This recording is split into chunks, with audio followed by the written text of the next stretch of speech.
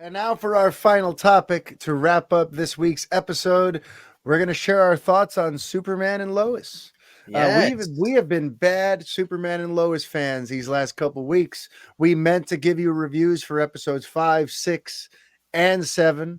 We're going to mainly focus on 7, the most recent one. Now that we didn't get a chance to speak about 5 and 6, but let's kind of just recap in general what we have felt about these episodes leading up to 7 before we get to 7. So, Brett, are you still loving the ride of Superman and Lois season 2? Yes, I'm still very much into the show. I love Mm-hmm.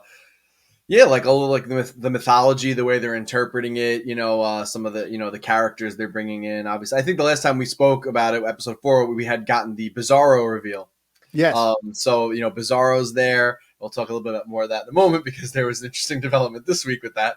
Yeah. But, you know, I love the show. There's a few things though, and like I think it's just kind of like the eternal problem with not with Superman, but it just seems to always run this way is that like the different color kryptonite things. It's like I just feel like it still feels like they've written themselves in a corner with Superman sometimes. You know, at this point, even like the first season dealt a lot with like mistrust of Superman and mainly coming from Sam Lane, Lois's father, and that was at least interesting because he's like family and all that stuff. But like they continue that in season 2, and it's still like I'm like, how does the government not trust him at this point? Like, how many times has he saved the world? And I get like it's a little more nuanced than that. It's not like that they don't trust him, but they want him to be like a pawn of the U.S. government and only Which like he's I up think to is a the pretty U.S. interesting plot point, It, especially it because is they interesting problem. did and DC did recently revise his mission statement, right? It's no longer truth, justice, and the American way. Yeah. So I feel like it's all part of kind of the rebranding of Superman. But go on. Yeah, it works. Like I Yeah. like it. Like I'm not really trying to like shit on the show, but like it just feels like they lean on that a little too much. I Mm-hmm. also I'm gonna forget his name, but Uh-oh. Lana's husband. I Eric. feel bad for him, yeah, Eric, because like okay, so the first season he was kind of like a little bit of like a bad guy if you want to call him that. Yeah. But his heart was in the right place. He wanted to protect his town, but he made some bad choices. Yeah. And then this season they've also now decided to dump that he's like having an affair. So I'm like, this guy like you really got to beat him up again. Like you couldn't find somebody else to like bring in here. I'm like, you're just gonna beat this guy into the ground. Like he doesn't seem like a horrible And I'm person. sorry, I'm sorry, the actor is Eric Valdez. His name is Okay, Kyle. Sorry, Kyle it Cushing. was Kyle. I was Yeah. thinking Kyle, but I wasn't sure. Yeah. Yeah, Kyle. So yeah, like poor Kyle. Like he's just getting the shit end of the stick, with this stuff. But Yeah. I overall I love the show. I think the drug storyline that they introduced Yeah. so far with Jonathan, Jonathan. yeah, Jonathan, is actually pretty interesting, and that Yeah. kind of came to a head this week.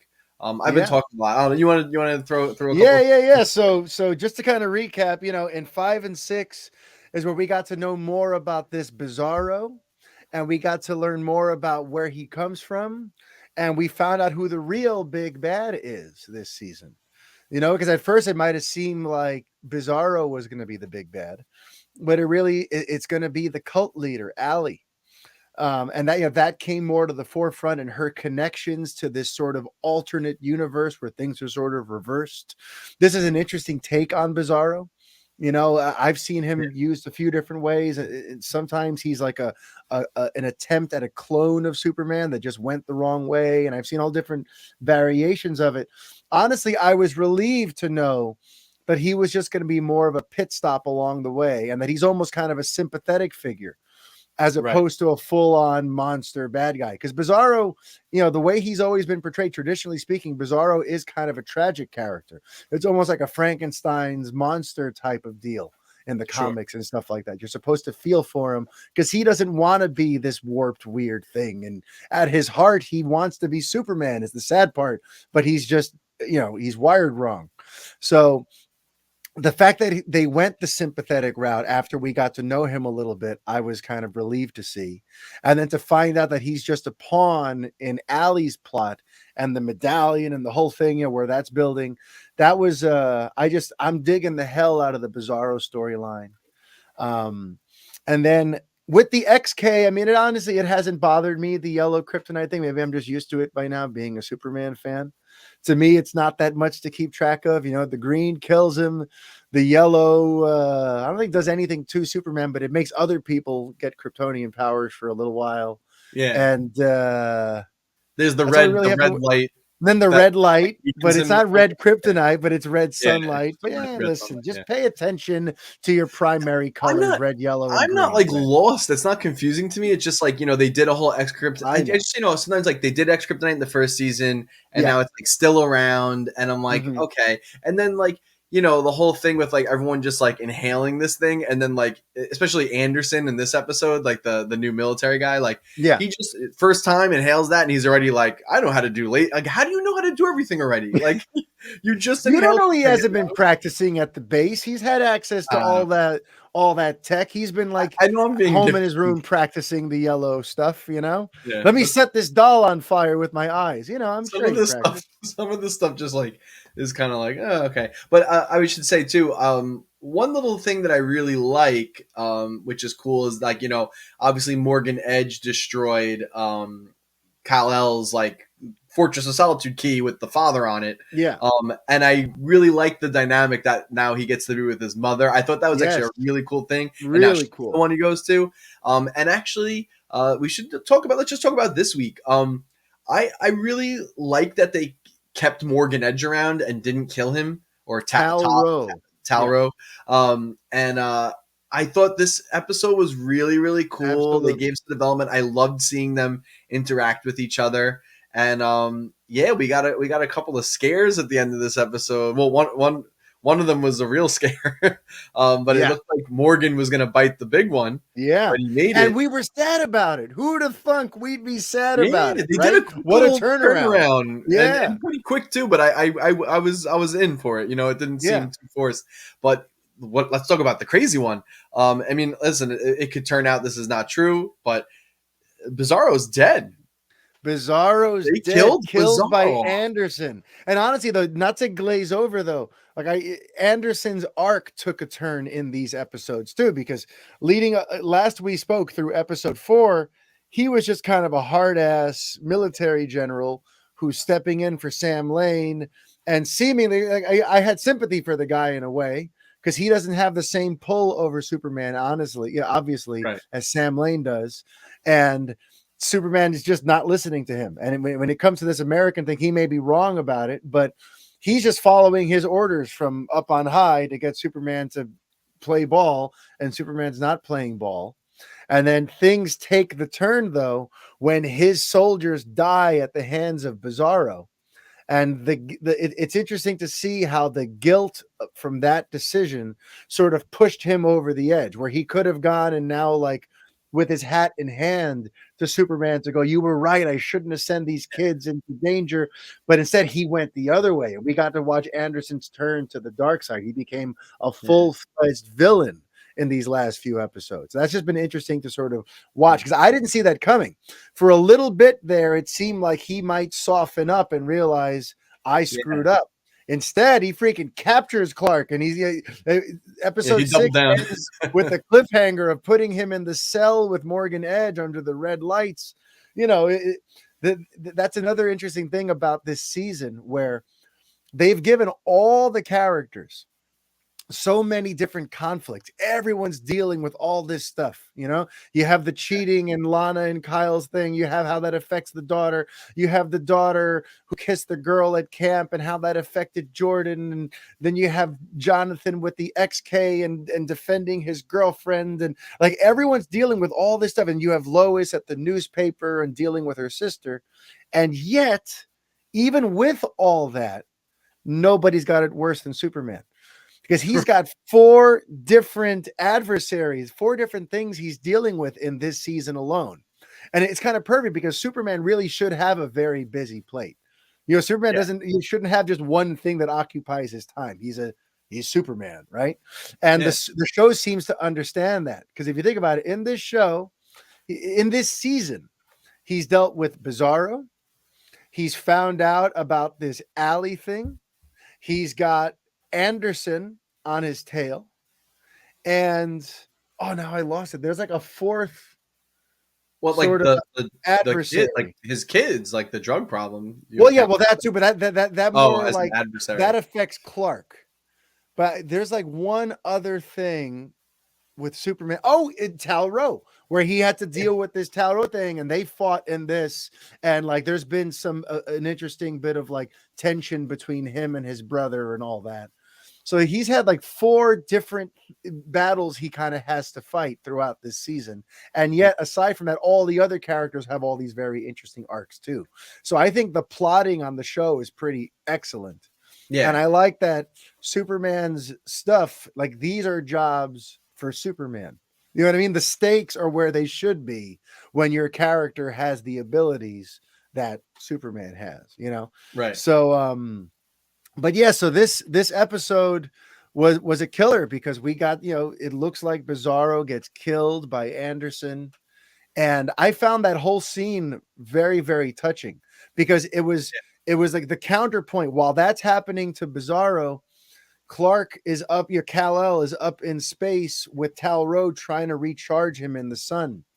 And here he is with his brother seeming possibly dying in his arms. Because he saved his life. And Like he took he the kryptonite he took bullets for him. 3 kryptonite bullets for Yep. his brother. So it's like, oh, he's not all bad. He's I not love all that. bad, and Cal sees the good in everyone. So here he is trying to save his brother, right? And then Bizarro dies, and when Superman comes back down, he lays Tal-Ro down, and he goes over and he sees Bizarro dead there. Like it was a very poignant moment looking at his Yeah. brother and this warped version of him, and how, you know, and what was cool though too is they kept playing a very simple piano, like one or two notes, and it totally reminded me of like Man of Steel. It wasn't the Yeah. same notes as the da da, but it Yeah. was the same idea. If you go back to that scene when Superman's feeling kind of down and dealing with all that, you hear just this little contemplative, gentle piano playing Yeah. that to me is like right out of like the Man of Steel handbook that really hit me right in the feels, you know. Yeah. um and you know, I didn't think I'd be sad to see Bizarro go, but you know, it's a testament to the writing, and Tyler Hoechlin Yeah. is playing both these characters, by the way. I don't even like realize it at the Yeah. time, you know. But I But also think they killed him after 3 episodes. I'm like, I'm wondering if he's really dead or not. You know what I mean? Because I'm like, you're gonna bring yeah, Bizarro in and just 3 episodes in, just dump him. You know what I mean? I was like, so yeah, I hope we kind of see more of them because like, there's definitely some more fun stuff to mine out of that. yep, I also want to mention too before we finish up. I also, after Kyle saves Tal-Ro, he hmm, does put him back in prison. But yes, as Superman's leaving, Tal says, apologize to your son for me. yes, He says, I hope you're going to get to tell him one day yourself. And I was like, yes. oh, cool, man. Like, I really hope they do like a redemption arc, for him. And Well, like, yeah, it'd be really yeah. interesting. I don't know. I think that was actually they foreshadowed that earlier in the episode, and I think there's valuable information in that. So I'm glad you brought that up Sure. because earlier in the episode, in that cell, Talro refers to it as like his permanent hell, essentially. Like, you know, this is his permanent residence. Where, like, you know, they have you in here, but we know eventually you're going to get out. This is my Right. permanent setup. So earlier in the episode, it's described as permanent. At the end, Superman is saying, implies one day you'll get out of here. And to me, that speaks to at some point he's going to go to bat for his brother and explain, listen, we're basically immortal. If you're going to keep him in this cell forever, like that's not justice. You know, we believe in people being able to rehabilitate themselves through prison sentences and things. Maybe he served his time. You know what I mean? Like I feel like at some point he's going to do something to try to get his brother out because otherwise it is kind of crazy. You're just going to keep an immortal under this sun lamp for thousands of years. You know what I mean? Like at some point they should let the guy go, That's especially that's taxpayer money. that's taxpayer money on that damn sun lamp. All right. Um, but also there was an interesting thing too about the wife that Talro has a wife on the other side. Did you catch who that is? You didn't. Oh, now I Ooh. did. It's Oh, it's now you Allie. do. It's who? It's Allie.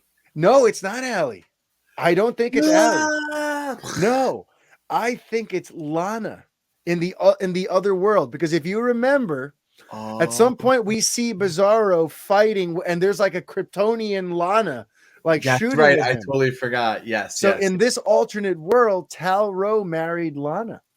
And I wonder how that's going to connect. I feel like it because that was very weird when they showed that a few episodes ago that Lana in this other world where Bizarro's from is, some Super. superpowered thing. Yeah.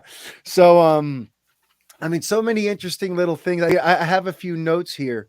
Um, First of all, I love that Superman is so he's so self-sacrificing that when he gives Anderson the coordinates, it's to his own fortress. This is a secret he's been keeping from humanity for freaking ever. Right. But he'd rather send them there and throw them off than give up Bizarro. He's still trying to protect Bizarro because he knows that he's not really a bad guy and that there's more to this. So that, like, to me as a Superman fan, like I got like goosebumps when they rush off and Tal Rose like those coordinates are to your fortress. I'm Hmm. like, that's a Superman thing to do. You Well, that fortress is like self-sacrifice. worthless now anyway because his I dad's not. know. It's like, I I don't know. know. Can he do other stuff there other than just like sit there and sulk? I don't know. It's But true. now It's he's got his just cool sit little, there and sulk. Yeah. yeah, he's got his like cool desert palace now. Yeah. Um, I thought, by the way, I love the little scene at the diner between I forget the girl's name now, but with the girl that she kissed at camp. I think that actress is really, really talented. Perhaps Yeah. more talented than the series regular on the show, the actual daughter. I think she's Okay. okay. Inde Navarrete, whatever her name is. I think Yeah. she's all right, but the girl they brought in, like, if you watch her acting in that scene, she's so natural, she's so Yeah. effortless, and you could see why this girl would be enamored by her, would be, would kind of be taken by her and Right. her sort of easy charisma. Her name is Sarah Cushing.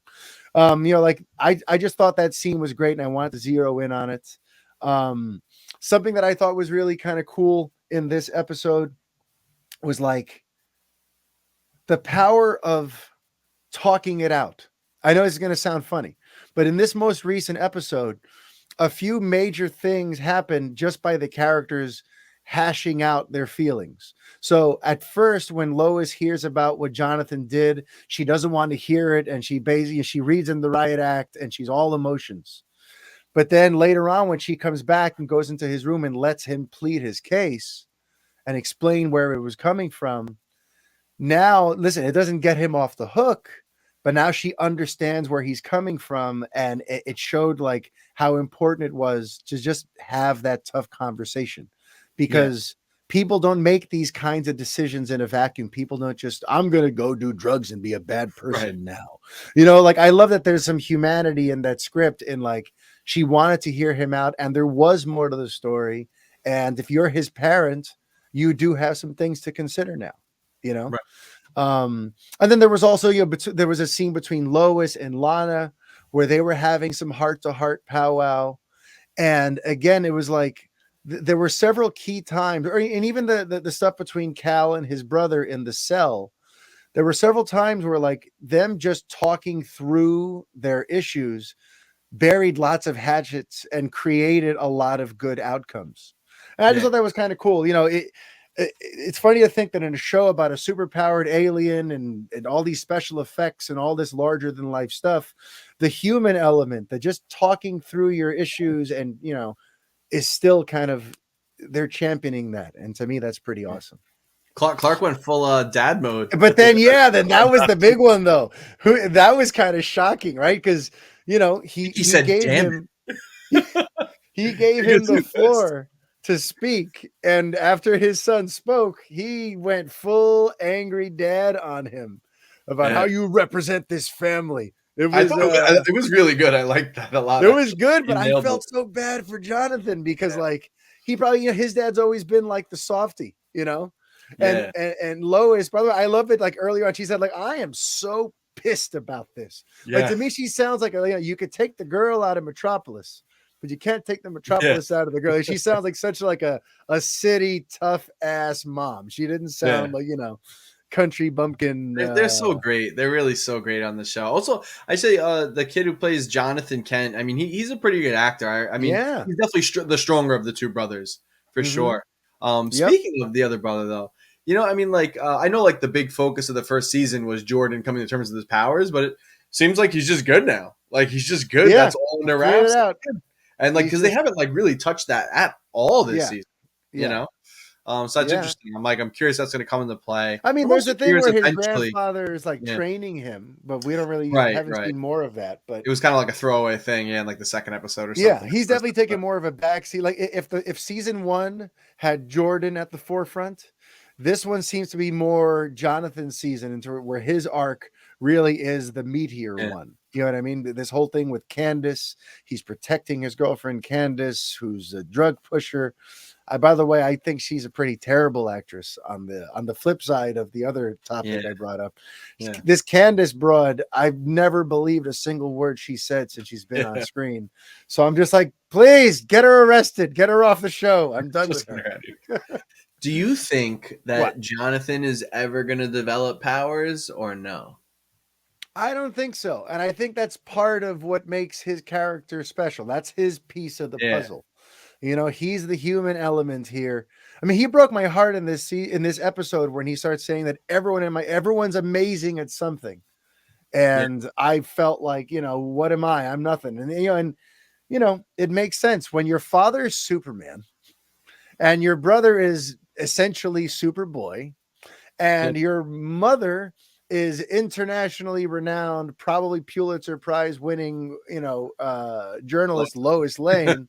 You feel pretty small, and think about it. When you're in high school, you're insecure already. Even if none of that were true, when you're 14, 15, you already think the shits of yourself. And he used to be the kind of the cool one. Yeah, so he was the coming from QB. He was so, the stud. Yeah. So I really, my heart goes out to Jonathan, and I'm really curious to see where they go with his story. Yeah. I do love that he stopped the XK as soon as his brother found out about it and told him, and disapproved, because it shows how much he values and loves his brother's opinion. Yeah, their relationships actually is really, really good. Yes, they really do have that brotherhood thing, and it's not just we're gonna piss and moan and argue because sibling rivalries create nice drama. Like no, they've got each other's backs, and even they during support each other at like key moments. Like they definitely bicker and stuff, but they come through for each other. So, but yeah, it makes me wonder. I'm like, at some point, like there's got to one of these kids is gonna have a heel turn.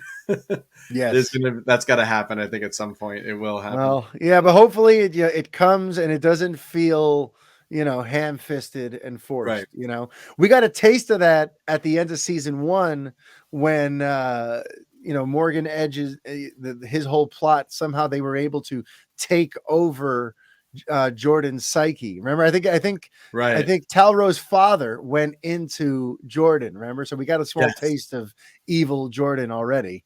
So we'll see what happens there. But yeah, so for me the winning streak continues. Episode 7 of season 2 of Superman and Lois was pretty damn great. That little tease at the end was interesting too, where when Anderson gives Allie the medallion, she says that is the way to change the worlds, plural. Yes. So I'm really intrigued by Phantom Zone in that little pendant. Right? Like I kept thinking of, like, Phantom Zone, but I'm like, but I don't know if that makes sense with like the worlds thing. I don't know. Like, yeah, I think it just means that she's gonna try to take that upside down Bizarro world and use it to leverage power in this world somehow. I don't know how, but I'm dying to find out. And she's not, forgive me, because I don't know, maybe you know better because you're more attached than Superman. Is she like a person from the comics or the mythology at all? Or is she like I'm totally not. constructed? I'm honestly not positive. I've never heard of her. So if she is a character from the books, she's a new one to me. Allie Alston. If anyone out there watching knows of an Allie Alston from some comic book somewhere, by all means, let us know. I'll be happy to stand corrected on that. She's a very interesting villain so far with this whole. I'm curious to see where we go from here. Yeah, we need. I'm hoping like the next episode. I think they might be off next week. I think we might have to. Yeah, they said the next one arrives on March 22nd. Yeah. So isn't that annoying though? They just had a layover recently. I There know. was I a wish long we could gap be a little between more 4 and 5. Yeah. And now another gap between 7 and 8. Come on, CW, you're killing me here. But yeah, I think we definitely need to see some more of her because like she's been not really in it that much, so Mm-hmm. far. So Mm-hmm. especially now, if Bizarro is truly dead, like I need to start learning a little more about her. We Yes. got to get a heavy Alley episode hopefully soon. Yep. And I'm gonna just leave on just two final quick things about Superman and Lois, kind of in Sure. general. Um so one thing I want to go back to that I didn't mention from several episodes earlier. I just love these little special moments that they conjure on the show, or even little Easter eggs that are just that happen. Earlier in the season, there was a powerful scene between Lois Lane and Steele's daughter. What's her name? Back when Natalie. She was Natalie. having a scene with Natalie about motherhood, about Mhm. that whole storyline where Natalie felt rejected by her. Lois looks just like her mother because she is her mother on this Yeah. other earth. And Lois, in talking to her about this, poured her heart out about her complicated relationship with her mother and all that sort of stuff. And what I love about the show is like it's not even they don't even call attention to it, but they were sitting on Martha's bench. Remember how they made a Martha Kent bench Oh, that's right. outside of the bank? Yes. To me, it was such a perfect little thing to have Lois having this moment with Natalie. They're all talking about motherhood and the longing for the mother and the importance of the mother figure. And they're on Martha's bench. So it's like she's there in spirit, almost kind of like shepherding this conversation between the two of them. Yeah. I just love little touches like that, and even like sometimes it happened in this episode. There'll just be dialogue happening where a character is saying something that's just good advice or kind natured. And under it, the music sounds like superhero score. It's like the kind of stuff almost you'd hear when Right. Superman saves the day. And it's almost like saying, like, this is heroic too. You know what I Yeah. mean? Like what this person is saying or this gesture that's happening, this is heroic. You know what I mean? I feel like, Superman stands for. That's what he yes. inspires. And Is the like the good in show, people. yeah, So like yeah, it's the nice. show carries forward like a Superman sensibility, and I just love that. And then sometimes it's just geeky stuff like the yellow rings that were around Bizarro in Right. the alternate fortress.